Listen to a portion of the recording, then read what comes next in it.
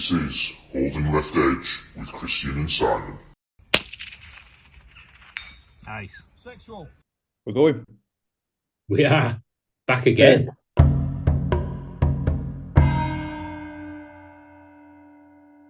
See, I've got to look at a piece of paper. Good evening. Welcome to the first ever episode of Holding Left Edge, the UK shooting podcast that deals with the spin.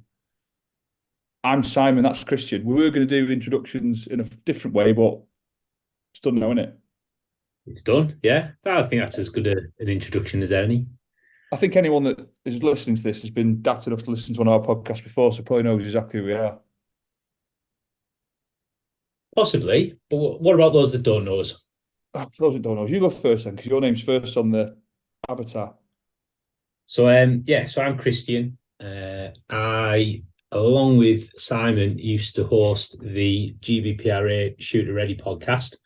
We love podcasting so much that we decided to do our own. I'm also a keen precision rifle shooter and hunter here in the UK. Shoot for Team Bagara, and previously used to shoot for Jackal Firearms, Team Jackal. That's me. I'm Simon. I'm the outspoken one. I do all sorts of stuff from RFD, and I'm privileged to have a sponsor a shooting team with some great people on it and run ranges and clubs and all sorts of stuff. I also used to do the podcast with Christian, which I thoroughly enjoyed, the Great Britain Precision Rifle Association one, Shooter Ready, which we did quite a lot of back in the day. I only realised yesterday when I was looking back how many we actually did, and they were good fun. Yeah. For those who are watching in podcast land, he's clearly set up and he's got backlighting on his rifle and stuff. I wasn't expecting to do a video one for this, and then Christian told me we had to, so I've superimposed an image of the shop because I'm not at the shop, I'm at home. So that's my effort to try and be professional. If you're listening in podcast land, then you don't care. You can't see what's going on. You're in your car thinking, what are these two losers talking about?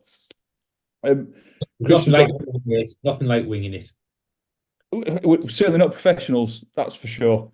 We're not sponsored and we don't make any money out of these things, and can't you tell?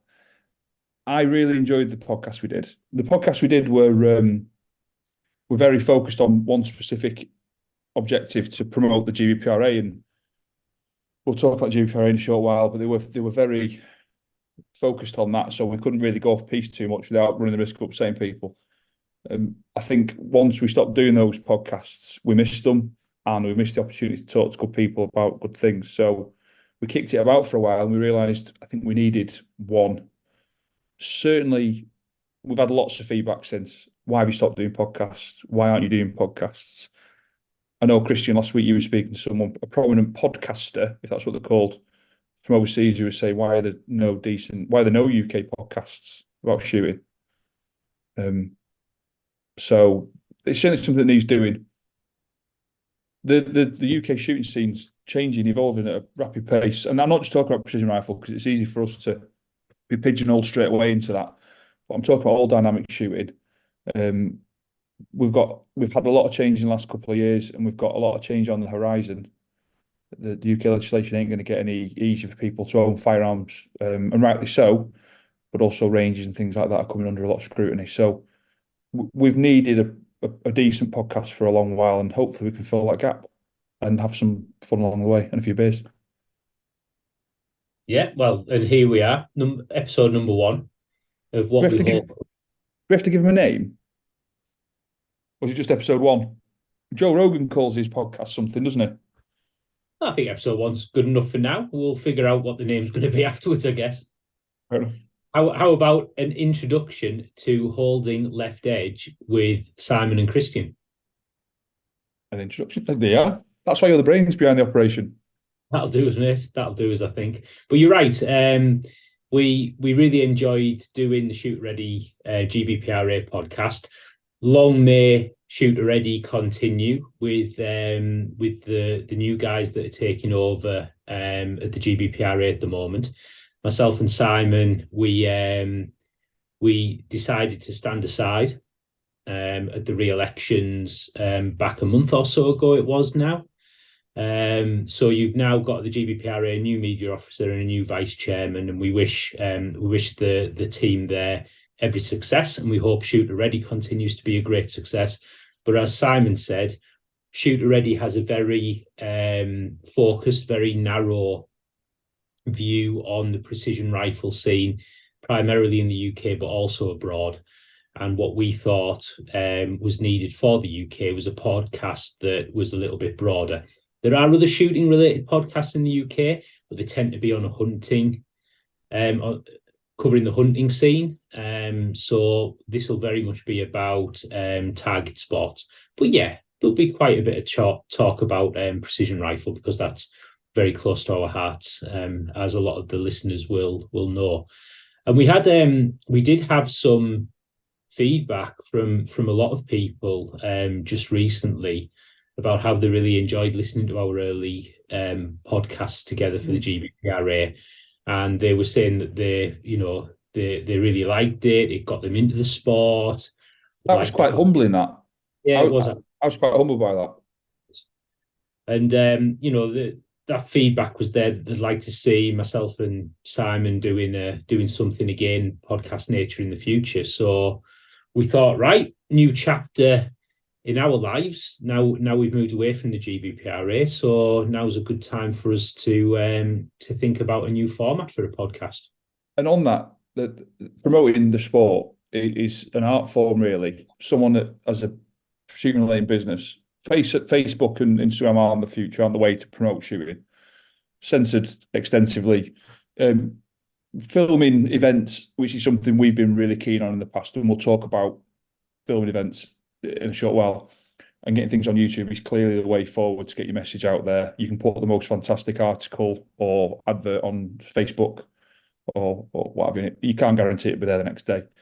And what was interesting was, as well as having a few people contacted saying pretty much, when are you going to do another podcast? Because when I was working out what to do in the sport, I was listening to you guys. We also had a few people that watched events that we filmed and said, I was watching those events and that's what got me into the sport. And I think it's a trick that some people are missing. Some people think that promoting stuff is very one-dimensional, and you've got to think out the box nowadays, otherwise you'll be left behind or censored out of existence. So yeah, hopefully we can add some value in those two areas and get a few more people involved in the sport, along with all the stuff we're going to be doing, which we'll talk about in a bit. Yeah, absolutely.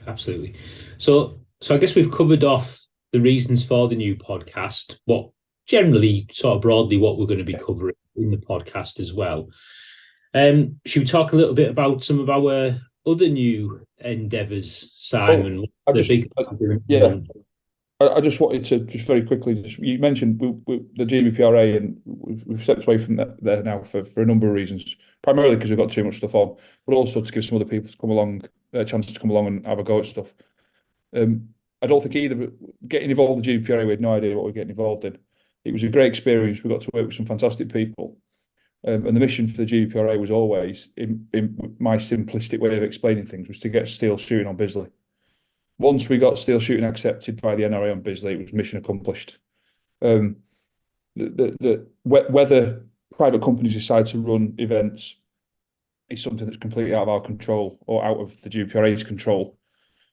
And we've seen firsthand how private providers have fallen down, how venues have fallen down. But once you're in the NRA's good graces, then your fixtures and fittings, then it becomes a matter of, engineering situations where you can get your shooters out to international events. And I think the GBPRA have got there now. So I'm watching with interest the next interesting things that they do to try and, move the shooting sport along, and get more people into the sport. And I think we can very warmly look back at that time and think we achieved exactly what we set out to achieve. And it was a very well timed, certainly for me, opportunity to step away and concentrate on some other things that were, dare I say it, more nearer to my heart is probably a better way to put it. Because we've all got pressing things to do.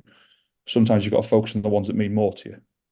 Yeah, absolutely. And which leads nicely on to the bit you're about to say, where you're going to say what we're doing now. Well, like that? I'll segue that. I'm actually going to step back a moment before we move on and just expand on what you said there, because when you talk about steel shooting at Bisley, that really is about centre fire. But actually, when it comes to the 2-2 form of the precision rifle discipline, your brainchild, I remember, was setting up the affiliate scheme nationally across all Home Office approved clubs and ranges that have got at least a 50-metre range to shoot steel targets at. And this year, that PR22 concept with the affiliate clubs has been absolutely massive in the UK. I think we're knocking on nearly 200 shooters across all venues. It was very successful last year in putting a Team Great Britain team together that went out to compete in Italy. It's going to put again another team together or support putting another team together this year for the next PR22 World Championships, which are actually going to be in the UK next year. Well done, Adam Sinfield, and everybody who supported Adam in getting that bid into the IPRF, the International Precision Rifle Federation, and accepted. So I think too, there was other things that we achieved during our time at the GBPRA, but you're right, steel shooting at Bisley, and then that affiliate scheme for PR and getting PR22 off the ground, which is brilliant for grassroots of the sport. And we shouldn't forget that was your brainchild. It was a group effort. The affiliates thing. I mean, you've got to decentralise any sport to make it accessible. When there's only one place you can play football, there will be no football in the country. So spreading it out and making it as accessible as possible has got to be the way forward. If that's at the expense of other more intricate focused events, then so be it. There's kids that have never been to Wembley but play football 3 times a week. So I think if you can continue to push that model, we'll talk about it later on, but that's a model that needs to be pushed by everyone, not just people who it suits. We've got lots of people in the industry who are very passionate about growing this sport, and it's time for those people to, look in the mirror and say, what am I doing to further this? And there's been some great support for local events out there, and for shooters who are coming through, because that's one of the biggest disadvantages. Ranges exist, ranges are there. Getting people into the sport either financially or because they don't know how to apply to join a Home Office club or those sorts of things. That's where we need to invest our time and our effort. Because I've had kids, we can talk about them, kids who've wanted to get into the sport who don't have firearms. So we've got them firearms. It's not difficult. And I think that's the mantra we've got to have. Rather looking at barriers, we've all got lots of firearms, and we all know how to use them legally, safely, and all those sorts of things in line with Home Office guidance. Let's just get it done. As we've done quite literally on a grander scale, but I'm stepping ahead to other things. So yeah, you're right. There were other things that came out of GBPRA. I wasn't expecting the affiliates thing; it just happened. But I think hopefully it'll be something that has some legacy. We'll see. Yeah, it seems pretty robust to me. I think it will have a lot of legacy. On to the new endeavours. I mean, one of the reasons that I stepped away from the GBPRA was because, first of all, I just felt like I'd served long enough on the committee, and it was time for some fresh people to come in and see what they could do to move it on to the next level. And I'm sure it's in safe hands in that regard. But the other reason was because, as you've touched on, there's an opportunity, especially in the north of England, where we live, to see more precision rifle shooting opportunities for people, and to also set up some sort of an organisation that is focused on precision rifle, supporting new shooters into the sport, as well as some other sporting disciplines as well. So do you want to maybe tell us a little bit, Simon, about that endeavour that we're... I mean, there are some great people shooting up and down. Let's put this imaginary divide in. I always say, there's no meaningful shooting north of Birmingham, or no NRA affiliated shooting north of Birmingham, which is probably the better way I can put it. I'm a flag carrying member of the NRA, chairman of one club, secretary of another, both NRA affiliated. So you'll never find a bigger fan of the NRA. But I'll be the first one to say they could do a bit more up north. And the legacy of that is that it's a bit disjointed. Up in the north of the country, we've got some great people running some great ranges. The two that jump out, Mark Gardner up at Carlisle and Eskdale-Muir, a stalwart of the north and one of the biggest characters in the sport. Dale up at Otterburn with Tactical Shooting Solutions, great venue. And then there's some great clubs. If we say Manchesterish, you've got Diggle, you've got various Home Office approved clubs running shoots up and down the north of the country. And what you've not got is anything. I don't think anything that's structured towards initially precision rifle, which is what we know, but also something that's plugged into that growing element of the sport where people are trying to get into it. And if I had £1 for every time I had an email from someone when I was various roles at GBPRA saying, how do I get into precision rifle shooting? And my response was, find yourself a Home Office club nearby. That on face value was the only way to do it. You could attend an event, but then you'd need your own FAC and all those sorts of things. So you had to, if you wanted to start from scratch. Now, the majority of people could afford to do that. These were wealthy people who were already shooting in some capacity, typically, who would think nothing of going and buying a precision rifle focused firearm platform and optics, and off they go. But there were lots of people trying to get the kids in. Now, we had a few kids came along the GBPRA early doors, get involved, world champion, Noah, a few others I'm probably missing, who were able to get that foot in the door and get to events and get their own firearms, and off they went. But we asked the question, how do you replicate that in the north of the country, where at Bisley you've got the British Young Shooters Association. British Young Shooters Association, I want to say. Great way to get into the sport. If you're in Bisley, what do you do in the north? So we started looking at trying to set up some form of infrastructure. Now, the infrastructure started with the setting up of a brand new Home Office club, which we've set up, Jackal Rifle Club, which then allows us to do other things. So what we've been doing for the last 6-12 months is running a number of shoots up and down the country. You know, Brian's had us at Pro Shoot, Mark's had us up at Gardeners, booked at Otterburn, we went to Bisley and all those sorts of things, but just trying to push the agenda a little bit in the north of the country. The club's grown more than I would expect. I expected, to be honest, and now we're running shoots all over the place, including some fantastic new venues, including one at by the Humber Bridge. And with the last intention of digressing, the profile's growing, and more people who have shot either from a sporting point of view. These are die-hard, die-in-the-wool hunters in the north of the country, or who have shot the bench resty type things, are now starting to look at more dynamic shooting. Now, we were lucky that Mark up at Gardeners has been running a little CIS, and we'll focus on 2-2 for now because centre-fire is a different conversation and a different bag of very expensive eggs to talk about. But Mark's been running a little CIS for years.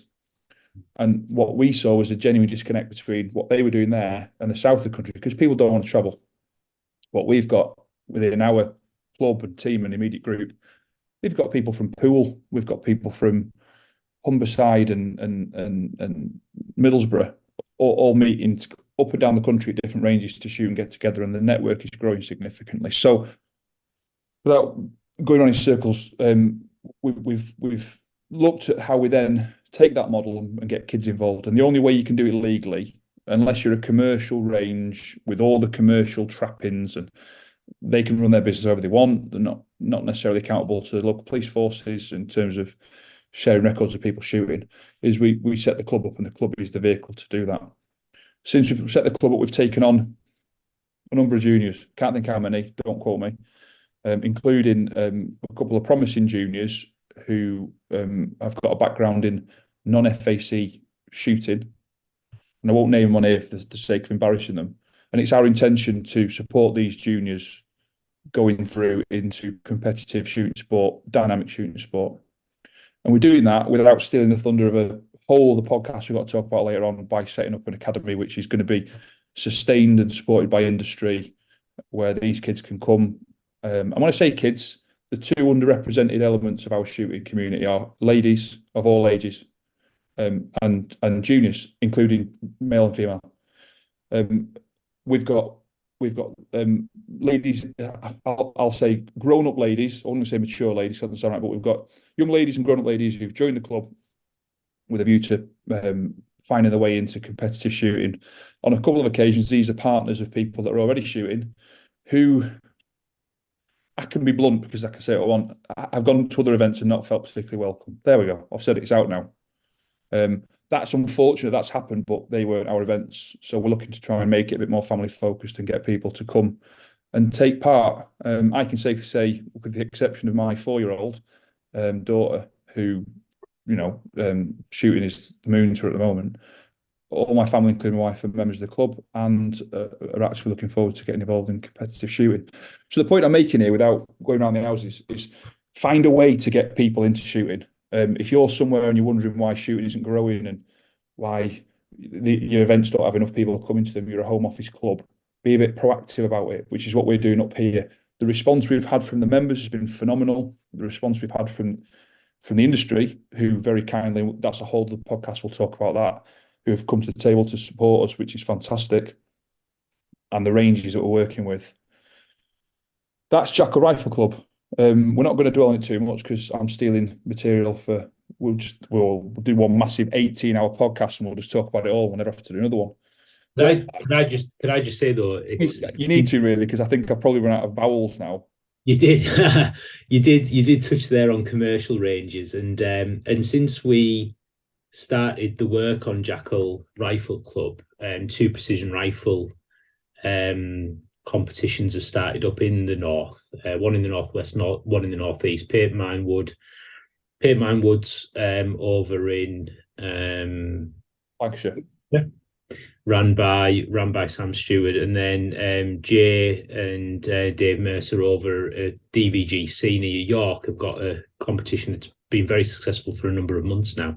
But again, both are effectively running them as commercial ranges, and though they do have juniors and lady shooters going to them, we're talking about something a little bit different here with the Home Office approved club, because what we're talking about is being able to bring juniors, ladies, new shooters into a club environment to support them with their training through a probationary period, into being able to get their own firearm certificate in their own right, and then be able to go and shoot all these great competitions at all these great ranges. And it is really good to see these competitions opening up in the north just this year. It's been fantastic.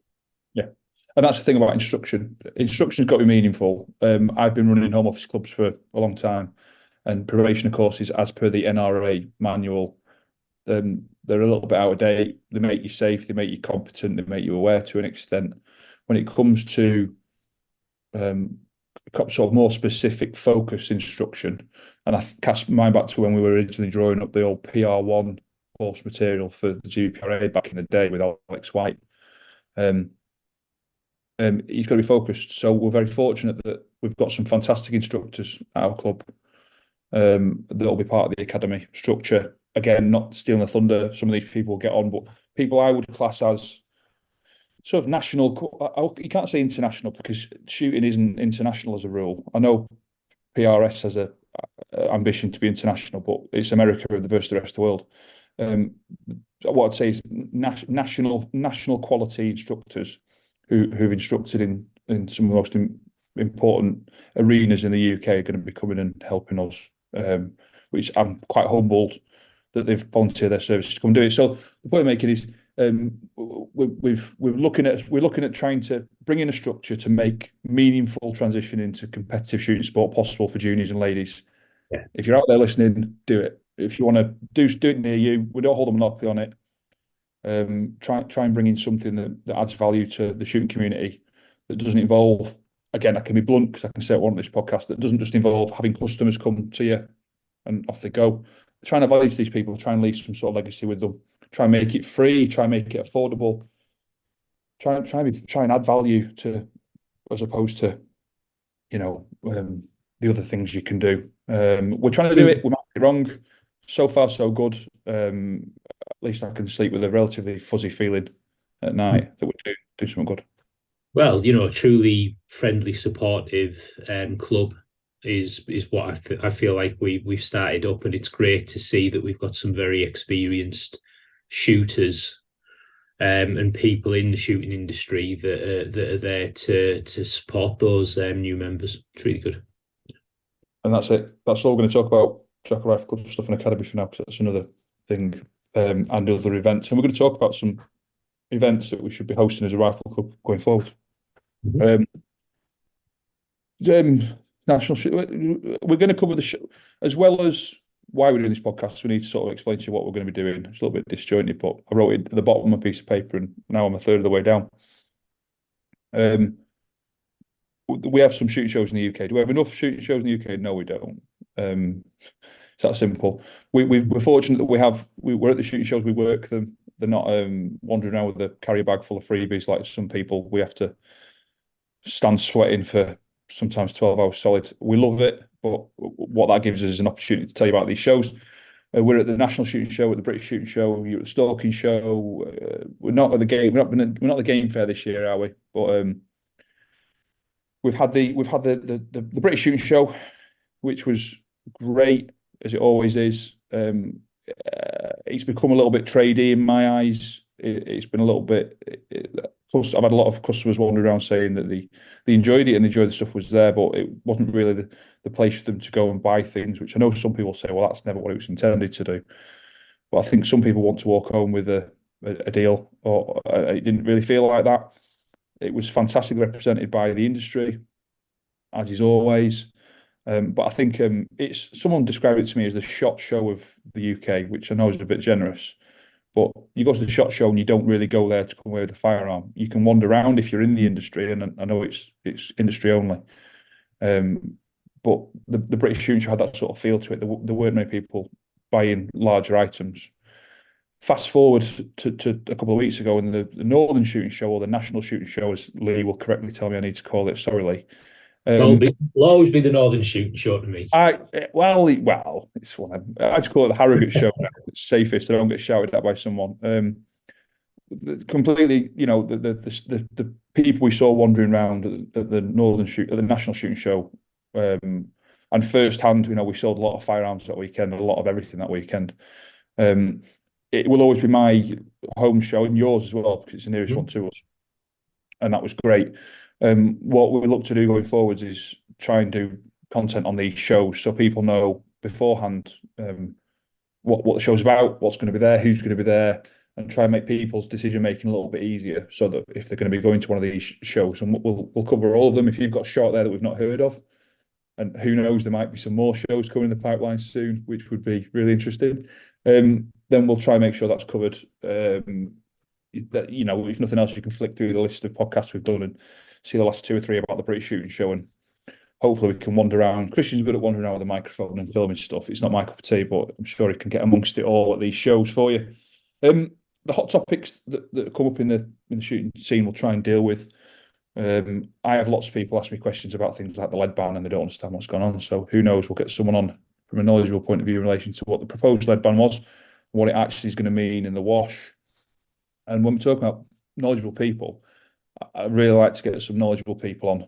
I'm not saying that we're not knowledgeable, but some people on from the industry who have a fascinating story to tell, have a fantastic product to promote, who might just be interesting or entertaining. There's some real characters out there.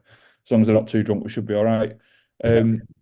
Well, and now's a good opportunity to say we've already got some really big names already lined up. So if you're interested, we won't reveal any details right now. But what I'd say is if you're listening to this and you'd like to see what's coming next, remember to subscribe to the show and keep in touch. And I'm sure you won't be disappointed, because there are going to be some great shows with some great guests coming up. What he said. Subscribe to the show. I don't even know how that works. There'll be something to click on somewhere. No idea how that works. I'll leave that to it. Well, this will be out on YouTube, Spotify, Apple Podcasts. It'll be across the board. You'd be hard pushed not to be able to find the show. Yeah. What I will say as well is we can't hide the fact that we're both up to our elbows or up to our knees, or whichever appendage we're going to talk about in the industry. You work heavily with Bergara. We both work heavily with Bergara from different angles, in fairness, as well as other brands. Christian always used to say this about me in the past. I don't do self-promotion very well. This isn't an exercise in self-promoting for me. The business is the business. I'm not going to lie to you. The business is one of my biggest frustrations, because I have to deal with orders and all that boring stuff. I'm at my happiest when I'm on the side of a hill talking nonsense about what's going on in the world. So this is and always will be a vehicle for us to talk about the shooting community. We might mention a few products along the way because we'd be missing an opportunity if we didn't, because I only sell the products I sell because I really like them and they're really good. And I I'm only not promote the products that I use because I really like them and I really value them. But I think when we were doing the podcast for the GBPRA, we had to be very, very careful in terms of what we could and what we couldn't say, because the GBPRA could not be allowed to become a vehicle for self-promotion or a vehicle for promotion of a particular interest.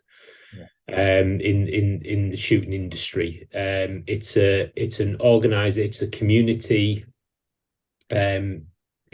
interest company. CIC, community interest company. It's one removed from being a charity effectively. And it can't be a vehicle for those sorts of commercial interests. And often with the GBPRA, you had to walk a little bit of a line because you did want to make sure that you could secure the support of industry. So there was an element there. But in terms of my personal connections with the industry, your connections with being your own RFD, your own company, essentially, Simon, we always had to be very careful about not promoting certain things, even if we believed in those products. This podcast, that's a different matter. We can say what we want and we can promote what we the two things I'll say is I was never comfortable with conflicts of interest in the GBPRA. I always felt very difficult, and I had ample opportunity to promote my own business and never did. Moving that on. This isn't an opportunity for us to flog your crap. This isn't Temu. Temu are probably going to sue me. Temu won't listen. If they did, they'd sue me. This is an exercise in selling crap. We've got some really good stuff. We like it, we shoot it, we use it, we get behind it. You can come to any show and see us talking about this stuff. But equally, if another manufacturer wants to bring on and talk about their latest thing, the AIs or the whatever's out there, brilliant. There's enough marketplace for everyone. And if there's, just shooting from the hip, UK manufacturers, I'd love to have a segment just on UK manufacturers of shooting sporting goods. I can probably think 2 or 3 off the top of my head. If we're not using this as a vehicle to promote UK manufacturers, then what are we doing? Clubs, UK clubs that are doing stuff, everything. This isn't the Simon and Christian, the Christian and Simon show, the vehicle for us to promote ourselves and our self-worth and make ourselves feel better about ourselves. This is about the shooting community, and we want people from the shooting community to get on here, tell us why what they're doing or what they're selling or what they're making is good. And hopefully a few people could learn from that, and who knows, we might steer a few more sales towards UK manufacturers as opposed to what might be fantastic overseas manufacturers and just try and support this shooting community that's tiny. Well, we'll be able to talk a lot more about gear and stuff, won't we? Especially the sorts of stuff that we use. We can be a bit more free now with that. So that's something I'm looking forward to. Yeah, very much so. On the subject of products, is it worth flogging a few things while we're talking about it? Well, how about we do it?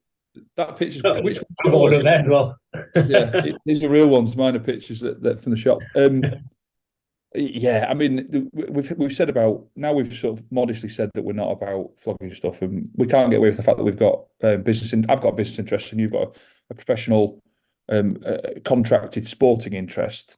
The new Bagara, the new stuff from Bagara, and we'll start here with Bagara, and then I'd invite another manufacturer to come to the table and drop Christian a line because he's more approachable than I am, and say, or easier to get hold of. That's the better way to put it. And we'll get your products on. We'll talk about Bagara as soon as we're here. You don't say anything because you're contracted to be nice about them. But if I didn't like something Bagara did, I'd be the first one to say. I think the moves Bagara have made in the last 3 or 4 years, 2 or 3 years in relation to target shooting, is cutting edge. Don't get me wrong, the technology might not be cutting edge, but the moves they've made in terms of trying to position themselves within the target shooting community, I think, is probably more positive momentum than I've seen any other manufacturers.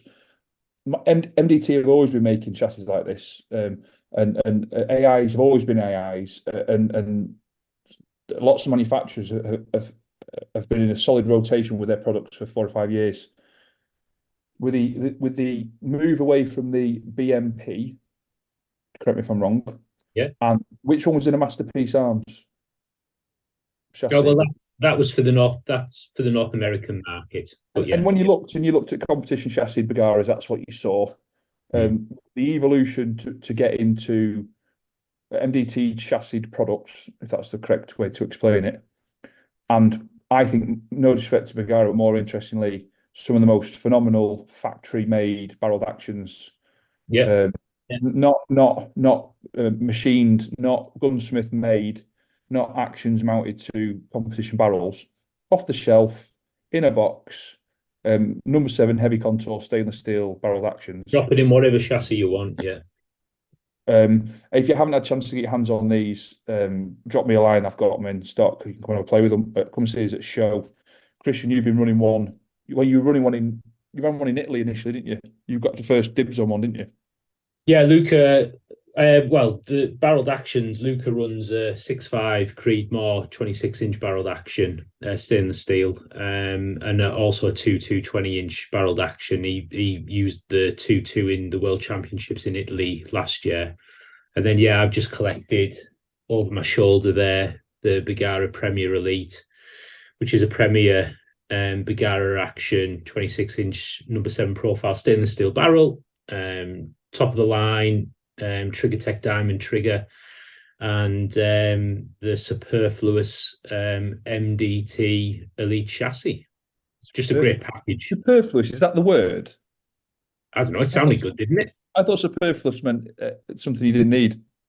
Oh, really? Let me Google it. Superb. Say superb for now. Let me Google it. 4-powder. It's good. Anyway, it's solid. For the money as well, personally, I don't think you could make a comp gun for the money. Yeah, it's more. It's the sum of its parts definitely exceeds the cost.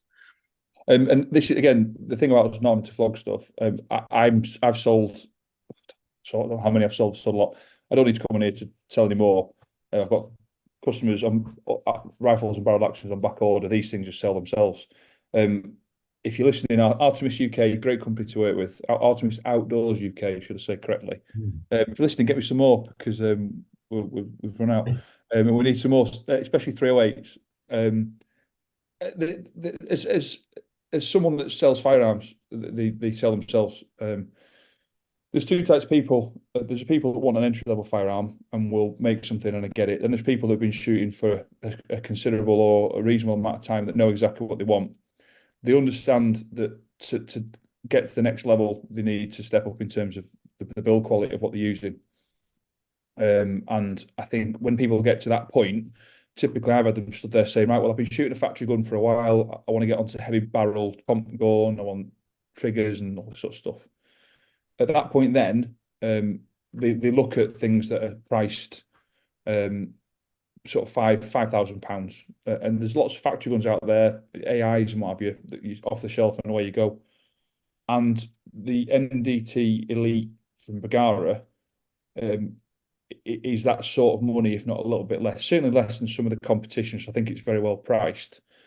We still end up in a situation with people who say, still a bit rich for me that I've got £3,000 in my pocket, 2.5, £3,000 in my pocket, and I want to be able to get out there and compete. And that's why the barreled action, I think, is such an important thing, because Exactly.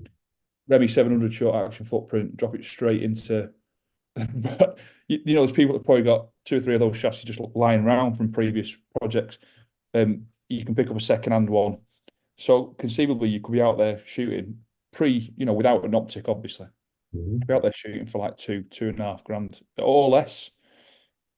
If you can get yourself a budget but capable chassis, potentially you could be on the range for £2,000. Absolutely. And that's a lot. That's mind-blowing. Certainly with the quality. You're not talking about some unheard of barrel that someone's done your deal on and some action that someone's put together. All those, you're talking about something that's comes with a warranty and all the accuracy guarantees that you get from a big manufacturer.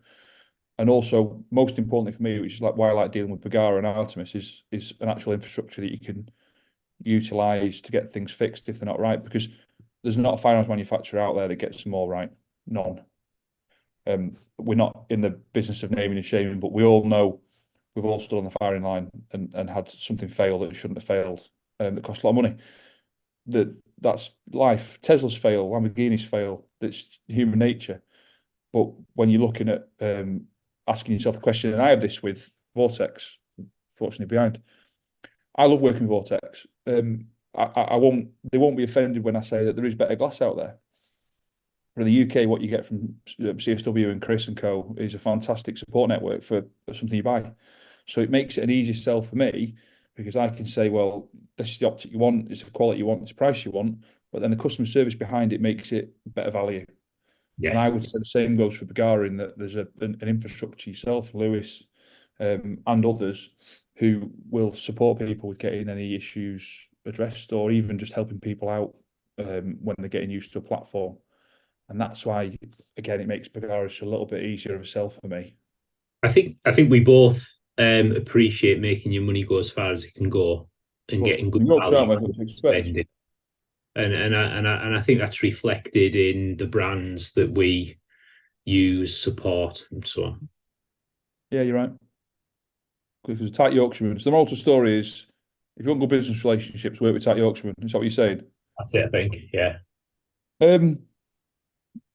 The barreled action thing leads us nicely in that we've talked about 6.5s and the 2.2 barreled action. I mean, the 2.2 barreled action. We were running one on the range. We were running one of the new ones on the range last week, and you know, a phenomenal piece of kit. And when you look at them, the life, it's easy to talk about the lifespan of a conventional centerfire barrel, but with 2.2. The jury's still out for a lot of them. I mean, how many rounds have you had through your 2.2 now? Over 7,000 on my B14 now. So, which is nothing when you look at how many the American precision rifle shooters are putting down their tubes every year. But for a rifle in the UK, it's had a fair few. Yeah. So looking at something like that, the value for money of I think they're £800 full retail barrel action. I could be wrong. I'm not best with numbers.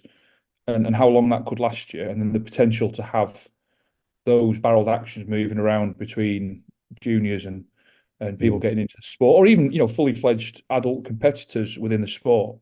You're not talking about people having to, no disrespect, use a factory gun that they bought, and you see a lot of people using the likes of the HMR. I mean, your HMR is fantastic, but it's not a true comp gun, is it? It's a hunting and match rifle, so it does everything. But you've still gone and capably taken part in shooting competitions. You know yourself where you'd be if you had a full Arca, adjustable, everything chassis from the offset. It had made your life a lot easier. So that's why good where Luca is now, and anyone that doesn't know Luca, Christian's son, he's not a junior anymore, is he? Is he too old to be a junior? For centerfire, he's still a junior until he hits 20. For rimfire, for IPRF, he's now classed as an adult. Although every competition he's going along to, everybody's still putting him in the junior category. So he keeps walking away. Confusing for me. For those who don't know him, get on social media and follow him. He's flown the nest a little bit now. He's off shooting at his dad quite regularly. But Lucas running the perfect example of that. Lucas is in an XLR. XLR MV Pro chassis, with a Bagara 2.2 barrel action, and that's the example of what I'm talking about. Hey, they're I won't say cheaper because that's disrespectful. There are better value chassis out there that you can use to achieve the same. But stick him on the Instagrams or the Facebooks, whatever, and have a look at him and see what he's doing and the things he's doing with that platform. There's a lot of people out there shooting 2.2 comp guns, but some of them are incredibly pricey. It's safe to say, based on incredibly pricey actions, incredibly pricey barrels, and when you sit and none of us are daft, we can all go on Google and put these component parts in together and work out what they are. So there's some eye-watering money being spent on 2.2 comp guns. You don't need it. We'll talk later in the series, if that's how we talk about it, about some UK manufacturers. One of them's a UK chassis manufacturer that I won't say I'm excited about because I've been working with them for a while now, but I'm really, really interested to see how they continue to grow, who are making affordable UK-made comp-ready chassis. Dean, the recent precision rifle match that I shot, Dean Scott of Celtic Precision makes the battle axe barricade bags. He was shooting one of those chassis at the competition. We came in joint 5th in the competition. He got on really well with it. He knows his stuff. Yeah, good shooter. So that's we're going to talk a lot about 2-2. We're going to talk a lot about 2-2, and I think we've got a whole podcast set about this, about the viability of shooting sports in the UK and the cost and convenience of shooting 2-2 versus the cost and the complication of travelling to shoot centrefire, which is still fantastic. We've had some of the best times we've ever had shooting together, socially, competitive, whatever, shooting centrefire. But I think we're going to have a grown-up conversation. The elephant in the room is how sustainable is centrefire shooting in this small country of ours, with increasing cost of living and fluctuating access to component parts, is the best way I can put it. Be that primers, that's a separate podcast. So 2-2, I'm very passionate about the potential growth for that. We've seen it in the last 2 years, the growth. I think the growth in the next 2 or 3 years could be significantly more. Yeah. Products wise, I've written Nyload on here as well, but I just want to get Andy on instead. Let's do that. Let's not talk about Nyload, because I want to segue very nicely onto 2-2 competitions and 2-2 team stuff. Mm-hmm. So we said before at the beginning of the podcast, and I'm watching the time as well. Do you know how long we've been? I think we've been about. I reckon we've 55 minutes now. Okay. When we started off waffling, we spoke about some of the things that people came to us and said, "Oh, I loved it when you did this and did that." And by all means, we're not that enigmatic and we're not that interesting, but I'd like to think we're a bit of light entertainment that's better than watching dancing or whatever it is that's going on in the other room. You know what I'm talking about. Or when you kill your time when you're driving to work.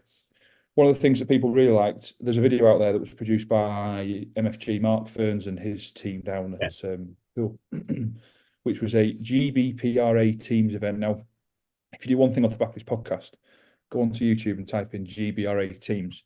Now, don't click on the one that John Creswell's put on, because he just wants the extra followers because he's a YouTube subscribing machine. Watch his stuff as well, but watch the 2-hour one. And it was an ambitious project that Christian and I came up with. It wasn't without. I think we pulled it off okay, though. Did a good job. I mean, before we pulled it off, it wasn't without question. There were questions around it, so not everyone got it. Is the best way I can put it.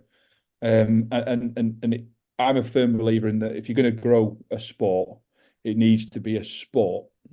A sport is, to an extent, an individual going and performing, but that individual moves on from a sport and fades away. The longevity comes in some form of, we're very partisan, we're very tribal in sport. Comes from having a recognisable totem that sport can be undertaken under. So the best example I'll give you is football clubs, F1 teams. The one I will use, and he'll forgive me for it because he's a big boy with broad shoulders, is I remember the following that Alex White had when PRS first started. You know that Alex White was our first ever podcast, and you've mentioned him twice tonight. So I love him. Wasn't he? Didn't he swear loads on that one? Didn't have to tell him loads for swearing. He did swear a lot, yeah. And I watched Alex. Alex had an actual individual following of people who wanted to watch Alex White, and it was fantastic to watch. People come and go from sport, and Team AI. Alex was shooting for Team AI. Little known fact, he was, I think, it was Team Jackal originally before he moved on. But that's a different conversation. And you look at that, and we all come in and out of this sport, or people come out of this sport for their own personal reasons, work commitments, life commitments, family commitments, and I think the point I'm making is you follow an individual in sport. If that for some reason that person who isn't a pro shooter. We'll talk about sponsorship and pro shooters another day. We've no pro shooters in the UK. With people who are heavily supported and their path is a little bit easier than some others for various reasons. But pro shooters we don't have them. So there's no longevity for these people. They can break an ankle, they can get a new job, they can get married, have a kid, and before you know it, their shooting is second or third on the list. The thing for me is the teams. You follow a team, you can follow a team no matter who comes or goes. And that team might be based on a manufacturer like, might be Team Bagara or Team AI, or it might be the based on geographical, like there's a pro shoot team. And those teams, for me, if you're looking at longevity of the sport and maintaining following of a sport, teams for me is something I think is is certainly worth considering. Now, I say considering, we've done it and the feedback was phenomenal. There were some people who didn't like it. There were some people that didn't like it for their own reasons, which is a conversation for a beer on the side of a hill at some point. Buy me a beer and I'll tell you a story. But on the whole, it made sense. The feedback we got to a man and a woman and a lady and a child was that the Teams event, the 2-hour Teams event on YouTube, was what got a lot of people into the sport. It was fun. It was light-hearted. It was challenging. It was well covered. Visually entertaining. Everything about it. I mean, I'll make no secrets. At the time, it was my ambition. I don't know what I was then, vice chair of the Duke, whatever I was. It was my ambition to get that onto satellite TV. Because I think to make sport truly accessible, you need to be able to watch it from home. And if it's not, if you've got to drive to a field in the middle of nowhere to watch a sporting event, because one thing I did notice, it's not a massive spectator sport. People don't travel and stand in the field watching. They do on occasion, but on the whole, it's attended purely by shooters and maybe some immediate family, kids or something. To make it a spectator sport, it's got to be accessible to the people that want to watch it but not do it. So the amount of people looking at it thinking, I fancy that. I fancy downhill skiing, or I fancy tobogganing, or I fancy water polo. You'd stick it on TV and you'd watch it. YouTube is accessible to an extent, but it's clunky and it's not the easiest way. So the ambition was to get it onto satellite TV. It didn't happen, again, for a number of reasons. Committees run on different opinions. Committees run on the fact that someone has an idea and it needs supported, and it didn't happen for a number of reasons. We're looking to address those two issues. Teams fell by the wayside for a number of reasons. I'm still passionate that they're a positive thing. And promoting the sport through good old-fashioned moving images that you can find on either a YouTube page or eventually one day on TV, I think is a big step forward. So to that end, we're resurrecting the Teams concept later in the year. We're not going to name all now because things change. We've got 12 teams at the moment who I've said they're coming. I know how this works. We'll lose 2 or 3 and another one will join, and we've got a waiting list and all that sort of stuff. But we're looking at running, we will be running a 2 teams event in the north-ish of the country. And I'm optimistic it'll be one of the first of many across the country. Again, it's not monopoly in the north. I've spoken to team managers and range operators in the south of the country who are going to put something on. And affordable, accessible, fun. None of this gaminess that we've all seen where people want to win at all costs. And we've seen it, and it spoiled many a day on the range when someone... You see that less and less nowadays, I must say. The gaminess aspect, I don't perceive as much of that when I go to matches as what I used to do a few years ago. Hopefully it's something that solved itself then. But when it does happen, it's unpleasant. And I think if you can avoid that by having a relaxed atmosphere to start with, where there's no pressure on, there's no big price tables and all that, which is something else we'll talk about. But it becomes a sport for the sake of taking part in the sport. It's a phenomenal exercise in training. So I think the best thing that the 2 teams events can look to promote is a group mentality where people can get together and work together. The pooling of resources. If you've got a team of Bagara shooters all shooting Bagaras, if you've got a team of Savage shooters all shooting Savage, we've got a few manufacturers you're going to bring them, but also the opportunity to train under a little bit of positive pressure. So stages against a clock, which I know you can do at some of these individual events, but we've already said individual events are very much focused on individuals turning up if they can make it, taking part. If it's for a qualification for IPRF or something, then brilliant, that's fine. Everyone's going there with the mindset of winning and beating everyone else. And I think teams brings a little bit more. I'm not saying there's not sportsmanship in individual events. I'm not saying that at all, but it brings a bit more sportsmanship into the equation. It's a bit of variety to the calendar as well. So, I mean, if you look, I always like that setup in the States where they've got their And I'd love to see this in the UK as well, where they've got the precision rifle series, which is very much, your 8 to 10 stages up against the clock, 10 rounds per stage, and it's a very familiar format. Then you've got the NRL Hunter, where you've got those matches that are a different format, very clear format, but a different format. And that's where I'd love to see something happening like that in the UK as well. I'd love to shoot a hunter type of match. And then teams is, again, different set of skills that you'd need for it. It's a different format. And do you remember when early days of the GBPRA, when I was all gung-ho for setting up a national leaderboard? Yeah, I do. I was like, if we're going to promote this sport in the UK, we need national leaderboards. We need all the different organisations, all the different ranges, clubs and what have you, putting their scores in, and we'll post them all on one leaderboard. And, it'll generate excitement in the community and broader when people are seeing who the best shooters are, people moving up and down the leaderboard. This year, with the success of PR22, the Centrefire, those leaderboards now are getting so much attention. And, I've just been on the live GBPRA show tonight that Ryan and Jack hosted, and they do a rundown through all the various leaderboards. There's one for Centrefire, there's one for PR22, there's one for NRL22. There's going to be qualification leaderboards. It's just fantastic.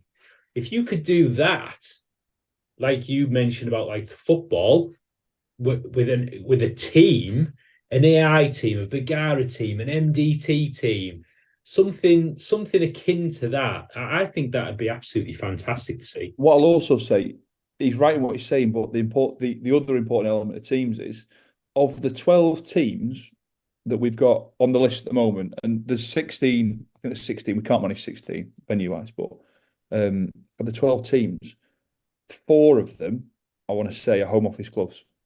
Yeah, which is great as well. 4 of them are home. So don't sit there thinking at home, oh, I don't have a free Bergara, or I don't. All these things that would all. Sorry, mate, I can't help myself. All these things that would automatically think that we can't. The biggest danger in this sport is it becomes elitist. I've said it. Yeah. It becomes elitist for the elite and for the supported and the wealthy and the blah blah blah blah, all that sort of nonsense. If you're a group of people who are doing their best to promote precision rifle shooting at your club, get yourself some tops at match, set yourself up a teams event, invite your neighbouring home office club to come and shoot against you, have a laugh.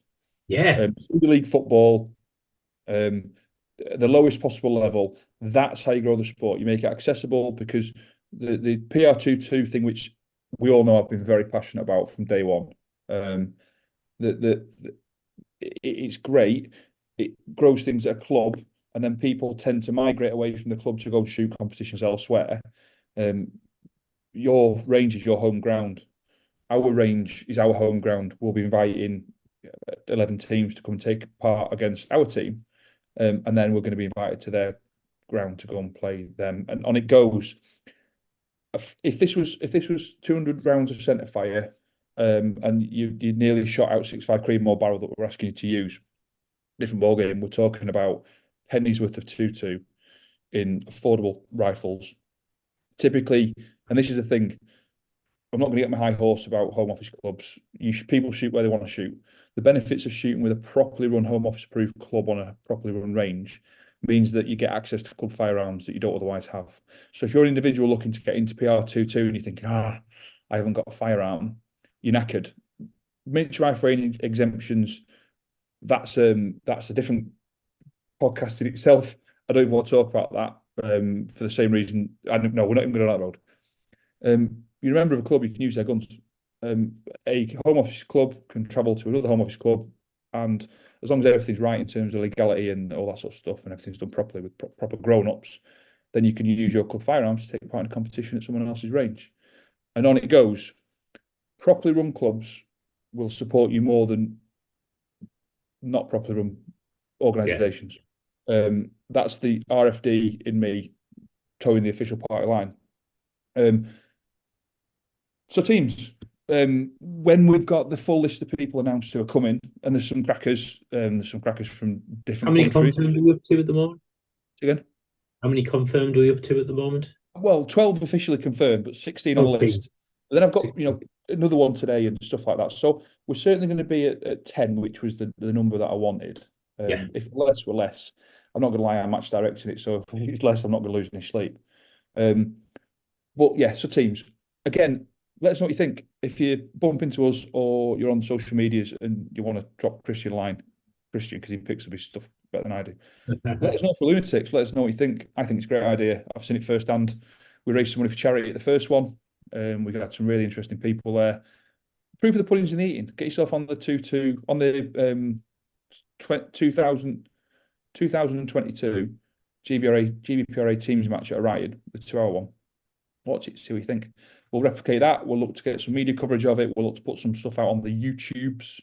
And if you're a small business, and I know this, you know who I'm talking to because you've already told you're coming, and you want to be able to promote your small UK-based business, having 4 lads in matching tops, advertising your fantastic brand in a fun shoot that gets everyone there for the right reasons, it's what it's all about. So, Bring a flag.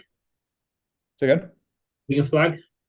Bring a flag. Bring a tent. Bring a flag. Sitting in the ground. We'll take some photographs. Yeah. We'll have some fun. Yeah.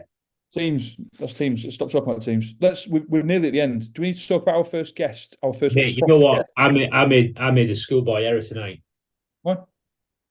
Because I put all my notes for the show on my phone, and I'm using my phone to talk to you now. So I can't read anything. I can't back of an envelope. You can't even see it. Back of an envelope. That's how you do it. No messing about.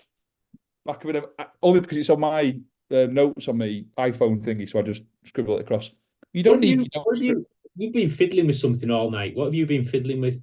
It's me all. I don't know. I've got one of these neurodiversities that I've never been. It's just a little dice. What, like that? That's a bit creepy, isn't it? That's a bit freaky, that, mate. All right, yeah. that wasn't planned. If anybody's I've written a number on a piece of paper. If someone sends us a message, no, don't do that. If someone sends us a message send us a message with the number you think and it's a 2-digit number between, obviously between 10 and 99. Send me the number so you think it might be. If you guess the right number, I'll send you this in the post along with some free stuff. I've got loads of good free stuff as well. I don't know what it is, but I'll send you something. So there you go. If anybody's listening not watching, Simon's been fiddling whilst we've been talking with a yellow dice, a yellow die all night. And I'm like, what have you been fiddling with? And he showed me, and I'm like, well, I've been fiddling with one too. Yeah, I must apologise to the people that aren't in visual podcast land, the ones that are listening in the car on the way home, which would be John Cresswell. John spends loads of time in the car, he'll be listening to these in the car. I apologise, I'm not being inclusive. I was playing with the dice. Send us a message with the number you think it is, and if it's right, I'll stick it in a post with some free. Like the idea, that free giveaway. That's good. An ad hoc free giveaway as well, not a planned one. Not a manufacturer's site. You don't need your notes to tell everyone who the fantastic first honoured guest on our next podcast will be, or do you? You don't need your notes. Well, our first honoured guest on the podcast is going to be none other than GBPRA Secretary and IPRF. Is he Technical Director? I would imagine he is. That's the sort of job I think Technical Director now. And also friendly lawyer Adam Sinfield. Yeah. If anyone doesn't know Adam, he is probably the most selfless precision rifle shooter you will ever know. Everything he does for the sport is not about himself, it's for other people. And I mean that genuinely. He was once so focused on supporting local businesses that he never made it to the range at Orion one day, having invested so heavily in a local establishment in South Wales that I never saw him at the range. That's how focused he does have a habit of getting drunk supporting and not being able to shoot the next day. we've all, and that's very sensible of him because he had a beer, so he didn't shoot. There's good guys in this industry. There's good guys, and I won't say bad guys because that's not very nice, but there's good guys in every industry, and Adam is one of the best for me. Knowledgeable, open, honest. What you see is what you get. Sometimes you won't like the answer you get from him, but it'll be an honest one. He knows the industry, knows people, and he knows the law. And he's a genuine genuine all round nice guy. Yes. He's also holds two privileged positions. One being the magic man at the GPRA, keeping track of all the stuff that's going on, and also advising the IPRF on some very complex technical matters. So he'll be talking to us about what the GPRA are doing. He'll be talking to us about IPRF qualifiers, IPRF internationals. We won't steal the thunder, but some very interesting things that happen in the UK next year. And it'd be great to have him along. Yeah, well, Adam was instrumental. He took the lead in securing the World Championships for the UK next year. So it's going to be great to hear about, they haven't announced the venue yet. I know the venue. I know the venue. You know the venue. They haven't announced the venue yet. Well, that's why it'd be really interesting. Adam, see if Adam can use it as an opportunity to. Let's see if we can get him to. If they haven't announced it by the podcast, let's see if we can make him slip up and reveal it. Good stuff. We'll get an exclusive.